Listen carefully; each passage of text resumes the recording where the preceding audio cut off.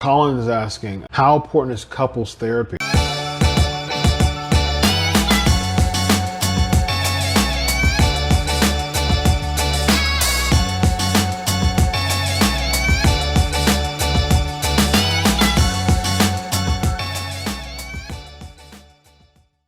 Ooh, good question. How might be a good way for a person to bring therapy up to their spouse in a way that doesn't seem adversarial? Okay. Ooh, that's good. That's a good question, CMB. I do couples therapy, and I've been to couples therapy. How important is couples therapy? It's incredibly important. Communication is a really interesting thing. It really is. It's a really it's a muscle. I always tell people marriage is a muscle. When I do couples therapy. I have a lot of couples actually that I do therapy with, and I always say marriage is a muscle.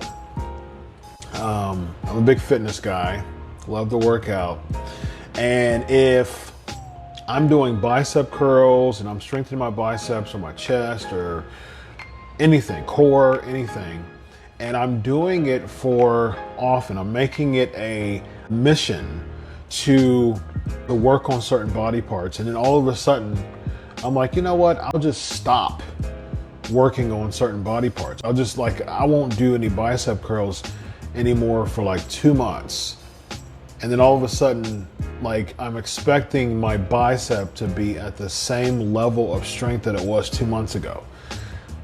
No, that's not going to happen.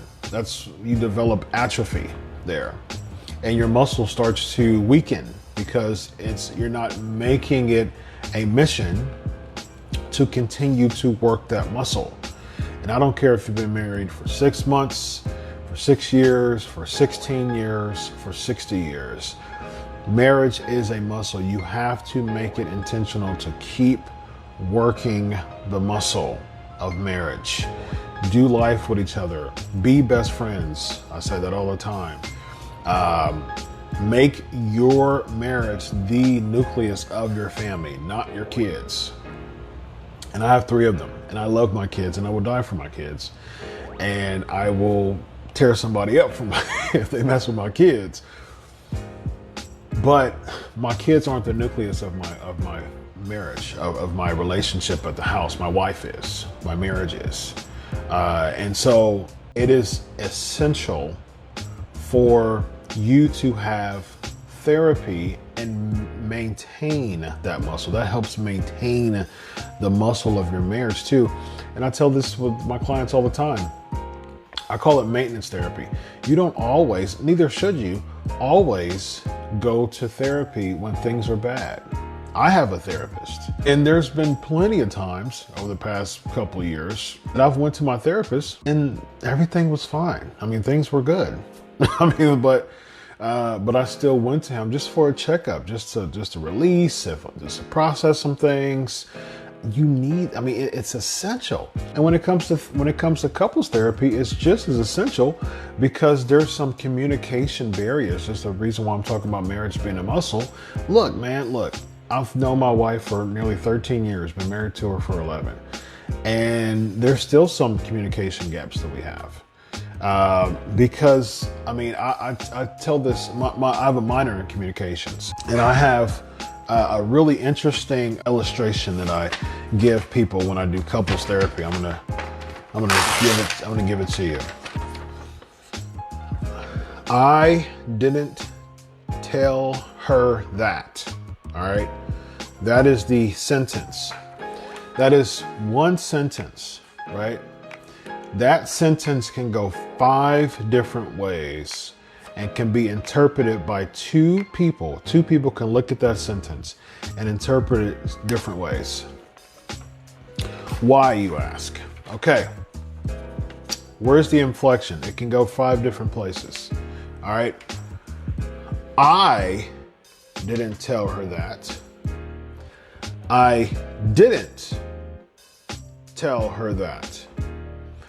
I didn't tell her that. I didn't tell her that. Or I didn't tell her that, right? And so someone else could have told her. Someone saying that they emphatically didn't say it. I didn't tell her that, meaning that I could have shown her. I could have alluded to it. I didn't tell her that, right? I didn't tell her that, meaning that I could have told someone else, right? I didn't tell her that, meaning I could have told her something else. So this one sentence could go 5 different ways. And so that's the reason why validation is important when it comes to communications within relationships. And you would need a couples therapist, or a couple therapists would be strongly recommended to help with understanding the art and the essential of correct interpretation, right? Us as Christians, we understand that as hermeneutics. So it's like we can't, interpretation matters. Couples therapy is very important because look, here's the thing. You can be loving your spouse just as much, right? But you can, one time y'all have a conversation, both of y'all had a long day at work, or the kids are not being a very good example right now, not being a very good help to your life right now. And y'all can catch each other on an off day, and one person is saying, I didn't tell her that. And so the other person is saying, I didn't tell her that. And now y'all are having conflict within communication because one person's thinking of the I, and the other person's thinking of that. And so now y'all get flustered because 2 ways in this 5-word conversation, and an argument can ensue, tension can ensue. And so essentially, if someone, instead of getting to the point where you're so focused on saying, well, you're not hearing me. You're not hearing me saying I. You're not hearing me say I. You're just not listening. Or the other person can say, you're not hearing me saying that. You're not listening to me, right? I always tell when I do couples therapy, I said there's so much growth in a marriage or a relationship heading to marriage. There's so much growth in that relationship when the person focuses more on understanding rather to be understood. When you seek help and when you seek couples therapy, not only for crisis, and a lot of times as a therapist, I see it, most of my clients come in times of crises, but just maintaining that therapy, just keeping that flow going. As far as therapy is concerned, it's essential. I would say that it's essential. Now you take a season off or so, take a 6 months off, things are going, but still checkups are good though. Still checkups, it's good.